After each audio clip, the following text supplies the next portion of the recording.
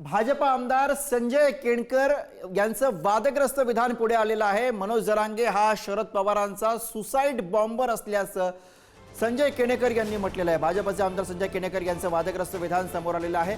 मनोज जरांगे पाटील यांच्या बाबत संजय केणकर यांनी हे वादग्रस्त विधान केलेलं आहे।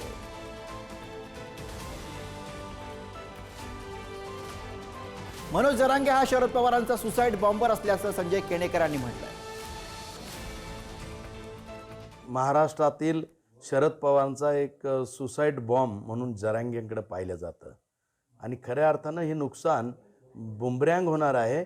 हा सुसाईड बॉम्ब त्यांनी व्यक्तिगत द्वेषापोटी शरद पवारांनी हा खऱ्या अर्थानं मुख्यमंत्री या राज्याचे जे प्रगतिशील मुख्यमंत्री आहे देवेंद्रजी फडणवीस यांच्यावर हा बॉम्ब सोडलेला आहे, परंतु निश्चित हा बुमरँग होणार आहे।